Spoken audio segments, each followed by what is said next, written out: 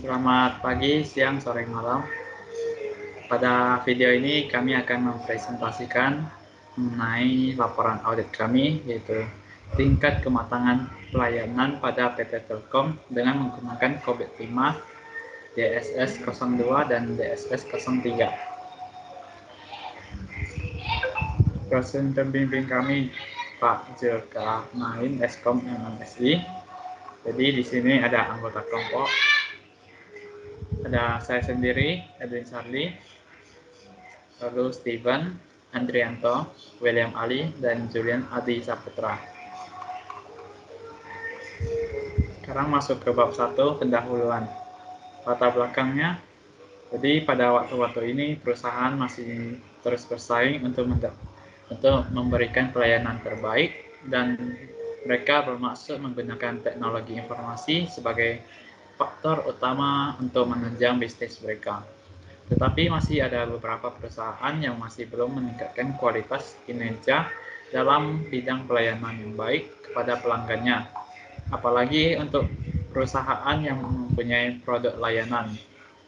Jadi PT Telkom ini bergerak dalam bidang jasa layanan teknologi informasi dan komunikasi. PT Telkom juga merupakan badan usaha BUMN. Tawaran PT Telkom kepada pelanggan diantaranya yaitu Wi-Fi ID dan IndiHome. Untuk mengatasi masalah insiden seperti jaringan bermasalah, remote ataupun rusak, perusahaan pada umumnya selalu mempunyai tujuan-tujuan yang harus dicapai dalam peningkatan nilai jual perusahaan. Framework merupakan salah satu contoh yang bisa digunakan sebagai acuan untuk melakukan peningkatan kualitas dalam pelayanan.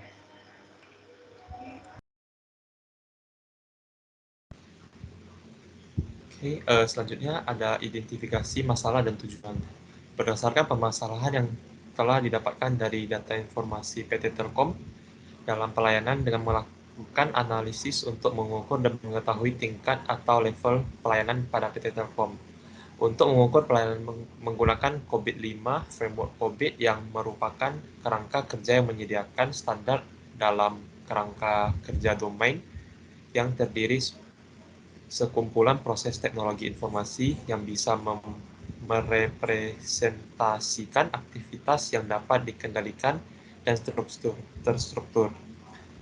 PT Telkom menggunakan domain untuk melakukan audit layanan dengan domain yang biasa digunakan pada COVID-5 yaitu domain DSS, Delivery, Service, and Support. Fokus ke subdomain DSS 02 mengelola permintaan layanan dan DSS 03 mengelola masalah.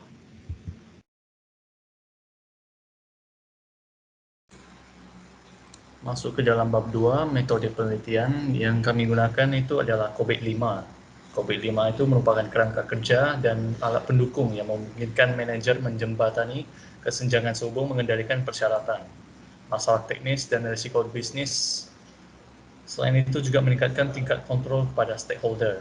Oleh karena itu, COVID-5 telah menjadi integrator praktik tata kelola TI atau informasi teknologi yang baik dan bantu dalam memahami, mengelola risiko serta memanfaatkan yang terkait dengan TI, informasi teknologi.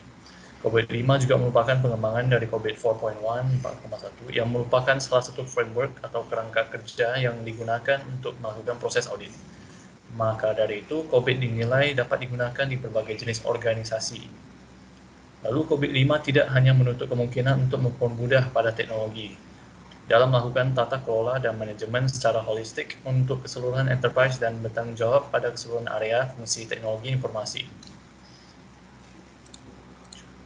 Selanjutnya COVID-5 juga sudah menyediakan fasilitas dalam cakupan stakeholder di bawah ini. Merupakan 5 prinsip milik COVID-5.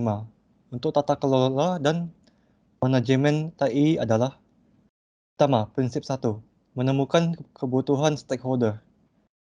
Prinsip kedua adalah mencakup ujung ke ujung enterprise. Yang ketiga, mengaplikasikan yang tunggal, mengintegrasikan framework. Yang keempat, mengaktifkan pendekatan holistik. Yang kelima, memisahkan tata kelola dengan manajemen. Next. DSS. Penelitian tersebut menggunakan metode DSS untuk menentukan tingkat pelayanan dan analisa tingkat kematangan teknologi informasi.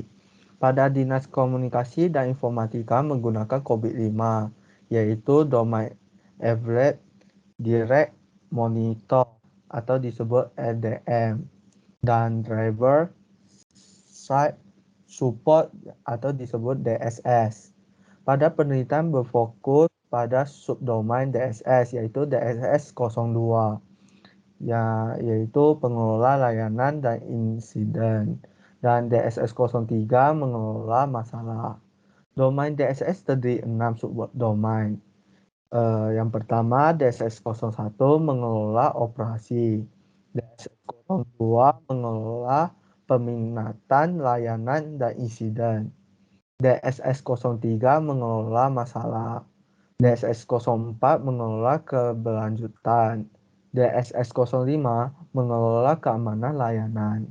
Yang terakhir, DSS 06 mengelola kontrol proses bisnis. Sekian presentasi dari kelompok kami. Mohon maaf bila ada kesalahan. Terima kasih.